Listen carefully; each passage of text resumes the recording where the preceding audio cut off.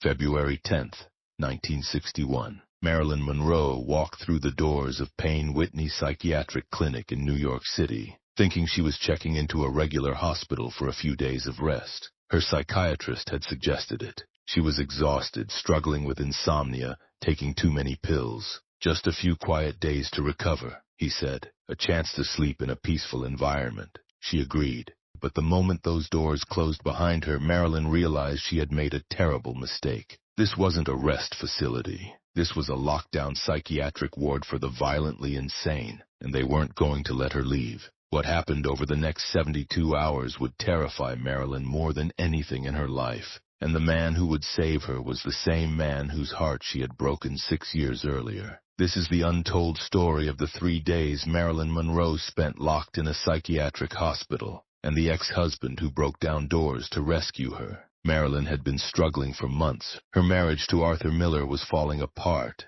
The pressure from the studios was relentless. She couldn't sleep without pills, couldn't wake up without pills, couldn't get through the day without something to calm her nerves or lift her mood. She knew she was in trouble. She knew she needed help. Her psychiatrist, Dr. Marianne Criss, had been treating Marilyn for over a year. Dr. Criss was considered one of the best in New York, respected and intelligent. When she suggested that Marilyn check into a hospital for evaluation and rest, Marilyn trusted her judgment. Just a few days, Dr. Criss said. Somewhere quiet where you can sleep properly, where we can adjust your medications under supervision, where you don't have to worry about photographers or studios or anything except getting better. It sounded reasonable. It sounded safe. Marilyn was so tired of being tired, so exhausted from the constant pressure to be Marilyn Monroe when all she wanted was to be Norma Jean and sleep for a week. Okay, Marilyn said.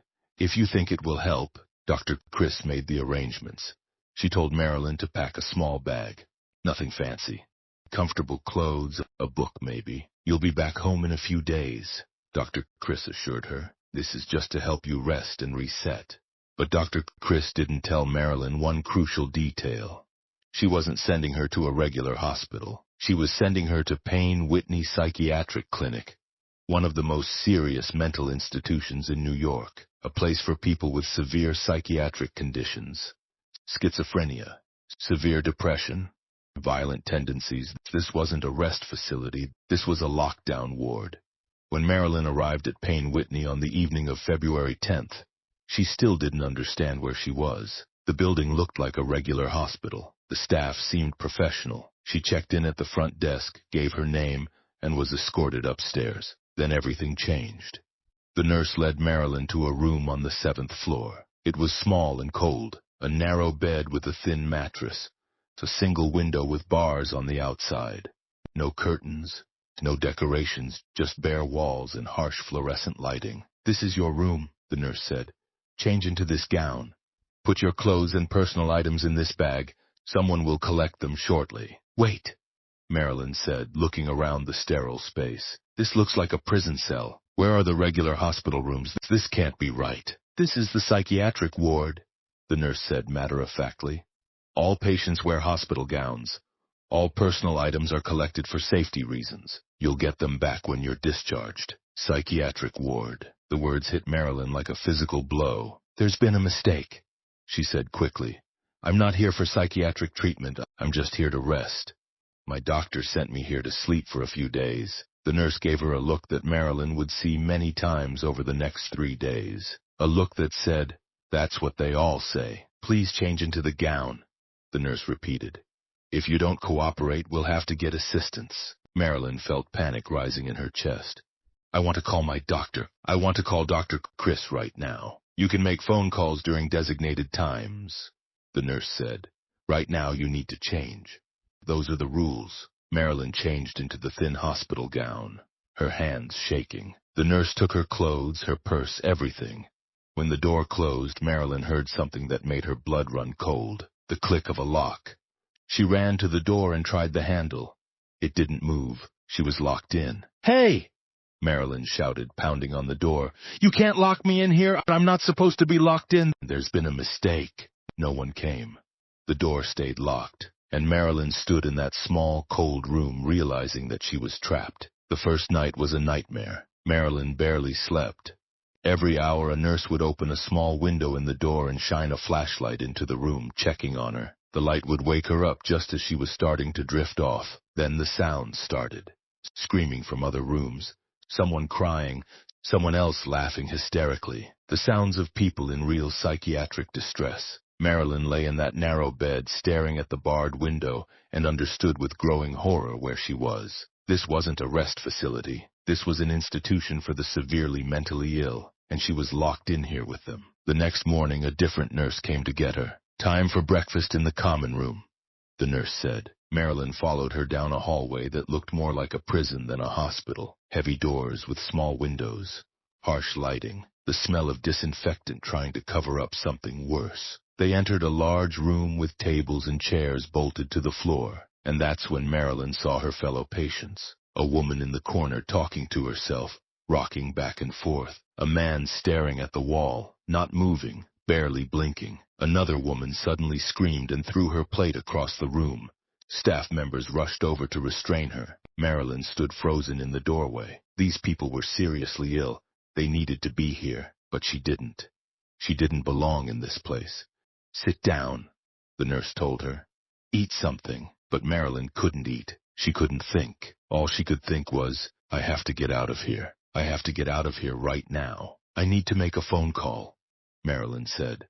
"I need to call someone. Please, this is a mistake. I'm not supposed to be here. You can make a call after breakfast," the nurse said. But after breakfast, they told her it wasn't phone time yet. After lunch, they told her the phone was busy. Every time Marilyn asked, there was a new excuse, and slowly she began to realize something terrible. They weren't going to let her make a call. They weren't going to let her out. As far as the staff of Payne Whitney was concerned, Marilyn Monroe was just another patient saying she didn't belong there. And everyone says that.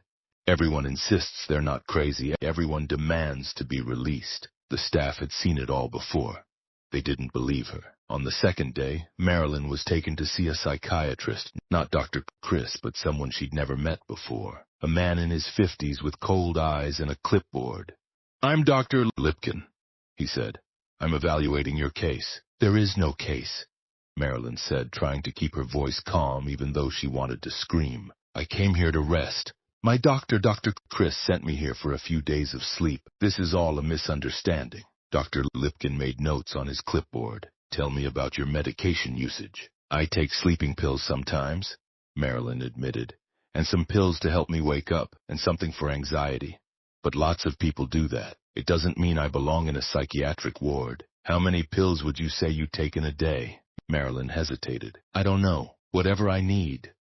More notes. "And you've been married 3 times? What does that have to do with anything?" "I'm just gathering information," Dr. Lipkin said. "Have you ever had thoughts of harming yourself?" "No," Marilyn said firmly. "Never." But even as she said it, she could see the way he was looking at her, the way he was writing things down. She could see that nothing she said was going to change his mind. She was Marilyn Monroe, the troubled movie star. Of course she had problems. Of course she belonged in here. "I want to leave," Marilyn said. "I want to check myself out right now." "That's not possible," Dr. Lipkin said. "You were admitted by a doctor who believed you needed psychiatric evaluation. You can't simply leave until we've completed our assessment and determined that you're not a danger to yourself." "A danger to myself?" Marilyn's voice rose. "I came here voluntarily. You can't keep me here against my will." "Actually, we can," Dr. Lipkin said calmly. "Your admitting physician has that authority.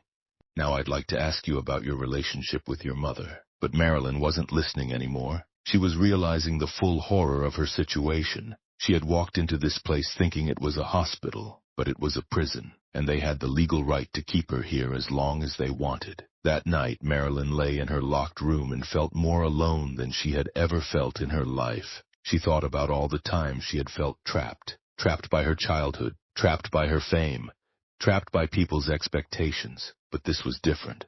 This was real physical confinement, real locked doors and barred windows and no way out. She thought about screaming, about breaking the window, about doing something, anything to make them understand that this was wrong. But she knew that if she did any of those things, it would only prove to them that she belonged here, that she was unstable, that she was exactly the kind of patient who needed to be locked up. She was trapped in a terrible catch-22. If she stayed calm and tried to reason with them, they didn't believe her. If she got upset and demanded to be released, that proved she was unstable. There was no way to win.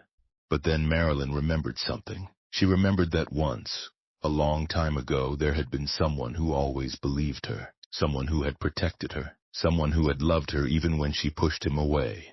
Joe DiMaggio. They had been divorced for 6 years.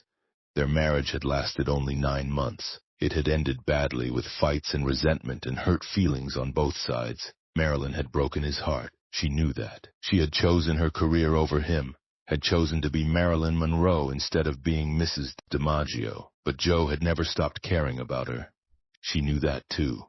Even after the divorce, he had called her sometimes, just to check in, just to make sure she was okay. And whenever she had been in real trouble, whenever she had really needed help, Joe had been there. If she could just reach him, if she could just make one phone call, Joe would believe her. Joe would get her out of here. On the third morning, Marilyn made a decision. She had been trying to be cooperative, trying to prove she was rational and calm, but that wasn't working. So she was going to do the opposite. She was going to make so much noise that they would have to pay attention to her. When the nurse came to get her for breakfast, Marilyn refused to go. When they tried to insist, she started shouting, not screaming like someone who was out of control, but shouting clearly and articulately. I am Marilyn Monroe. I am not insane. I was brought here under false pretenses. I demand to make a phone call. I demand to speak to a lawyer. You are holding me against my will, and this is illegal. The nurses tried to calm her down, tried to reason with her, but Marilyn wouldn't stop. She kept shouting, kept demanding. And finally, just to shut her up, they agreed to let her make one phone call. They escorted her to a phone in a hallway, stood right next to her while she dialed. Marilyn's hands were shaking so badly she could barely dial the numbers. She knew Joe's phone number by heart. She had never forgotten it. The phone rang. Once, twice, 3 times. Please answer, Marilyn prayed. Please be home. Please pick up. Hello? Joe's voice, deep and familiar and the most beautiful sound Marilyn had ever heard. Joe, Marilyn said, and her voice broke. Joe, it's me. There was a pause. Then, Marilyn, are you okay? You sound...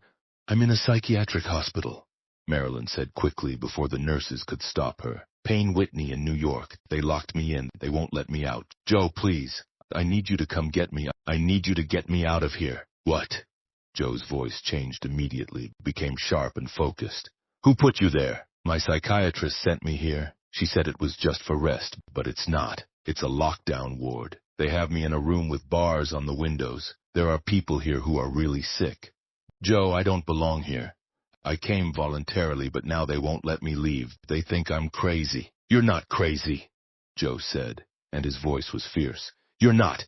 I'm coming to get you right now. What's the address? Marilyn gave him the address.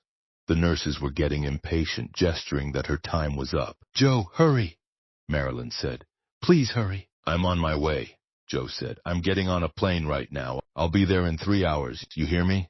3 hours. Just hold on. Okay, Marilyn whispered. Okay. They took the phone away from her, escorted her back to her room, locked the door again. But this time Marilyn didn't feel quite so hopeless, because Joe was coming. Joe would fix this. Joe would get her out. 3 hours later, at exactly the time he had promised, Joe DiMaggio walked through the doors of Payne Whitney Psychiatric Clinic. He went directly to the front desk. I'm here for Marilyn Monroe, he said. I'm taking her home. The receptionist looked at her computer. I'm sorry, sir. Mrs. Monroe is a patient here. She can't leave without authorization from her doctor. Then get her doctor, Joe said. His voice was calm, but there was something in it that made the receptionist nervous. Dr. Chris isn't here right now.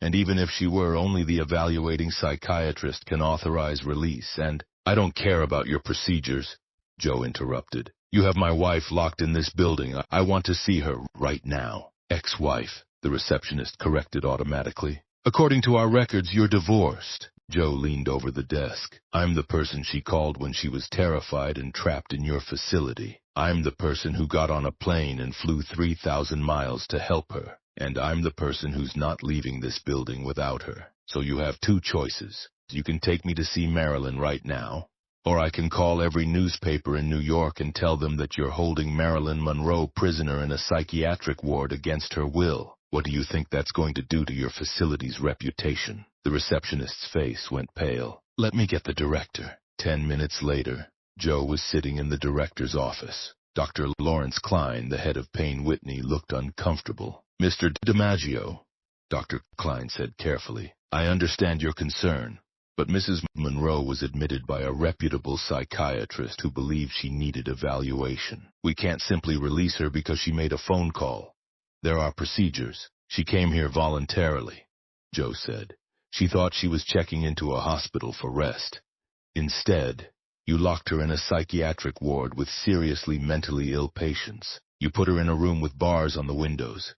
You treated her like a prisoner. That's not psychiatric care. That's imprisonment. We followed standard protocols for all patients, Dr. Klein said. She's not all patients, Joe shot back. She's a woman who was exhausted and needed rest, not someone who needed to be locked up. And now I'm taking her home. Either you release her voluntarily or I will make this the biggest scandal your facility has ever seen. I will call every newspaper, every television station, every magazine, and I will tell them exactly what you did to her. Do you understand me? Dr. Klein was quiet for a long moment. Then he picked up his phone. Prepare Mrs. Monroe for discharge, he said. Immediately. When they brought Marilyn to the office, Joe stood up. Their eyes met across the room. Marilyn looked exhausted and scared and so relieved to see him that she started crying. Joe crossed the room in 3 steps and pulled her into his arms. I've got you, he said quietly. It's okay. I'm here. I'm taking you home. Marilyn held on to him and cried. All the fear and terror and helplessness of the past 3 days came pouring out. Joe just held her and let her cry and told her over and over that she was safe now. They tried to make Marilyn sign discharge papers, tried to make her agree to follow up appointments. But Joe cut through all of it. Give her her clothes and her belongings. We're leaving. Now! 20 minutes later, Joe walked out of Payne Whitney with Marilyn beside him. She was still wearing the hospital gown under her coat because she couldn't stand to be in that place another second. They got into a taxi and Joe gave the driver an address. Where are we going? Marilyn asked. Columbia Presbyterian Hospital, Joe said. A real hospital where you can actually rest, where there are no locks on the doors, where they'll treat you like a patient instead of a prisoner. I already called ahead.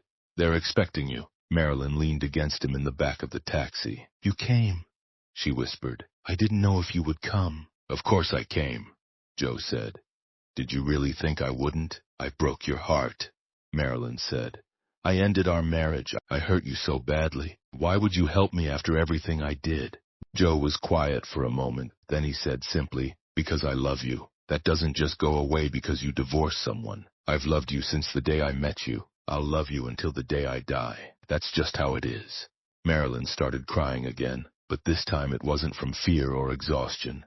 It was from gratitude, from relief, from the overwhelming realization that even though she had pushed him away, even though their marriage had failed, Joe DiMaggio still cared enough to drop everything and fly across the country to rescue her. Thank you, she whispered. Thank you for believing me. Always, Joe said. I will always believe you. Marilyn stayed at Columbia Presbyterian Hospital for 3 weeks, not locked in a room, not treated like she was insane, just resting, sleeping, recovering from the trauma of those 3 days at Payne Whitney. And Joe visited her every single day, brought her flowers, brought her books, sat with her, made her laugh, reminded her that she wasn't alone. Years later, people would ask Marilyn about her experience at Payne Whitney. She would describe it as one of the most terrifying experiences of her life. I felt completely helpless, she said in an interview. I was locked in a room and nobody would listen to me.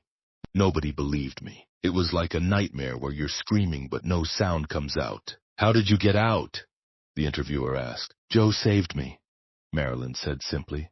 Joe DiMaggio got on a plane and flew across the country and walked into that place and refused to leave without me. He stood up to everyone.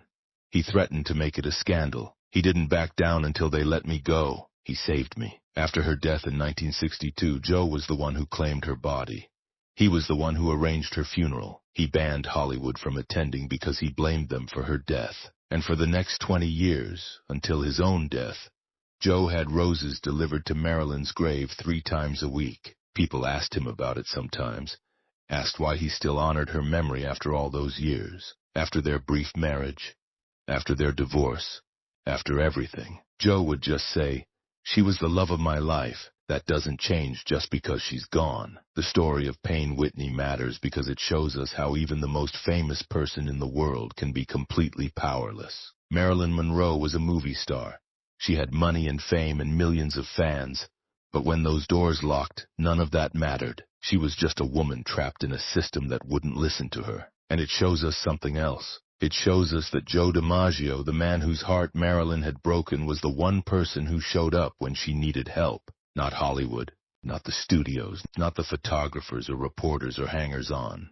Just Joe, the ex-husband who still loved her, who believed her, who fought for her. Sometimes the greatest love stories aren't the ones that last forever. Sometimes they're the ones where someone shows up to save you even after you've hurt them, even after the marriage is over, even after everything has fallen apart. Joe saved Marilyn that day in February 1961. He couldn't save her from everything that came after. He couldn't prevent her death 18 months later. But for those 3 days at Payne Whitney, he was her hero, and Marilyn never forgot it. If this story showed you a side of Marilyn and Joe you'd never seen before, subscribe for more untold stories about the real people behind the legends. Hit that like button if you believe in the kind of love that shows up even after heartbreak. And tell us in the comments, did you know about Marilyn's experience at Payne Whitney? How do you think psychiatric care has changed since 1961? Sometimes the scariest thing isn't monsters or villains. It's being trapped and having nobody believe you. Marilyn lived that nightmare for 72 hours. And the man who rescued her was the same man whose heart she had broken 6 years before. That's not just a story about mental health or psychiatric care. It's a story about love, real love, the kind that doesn't keep score, the kind that shows up, the kind that saves you.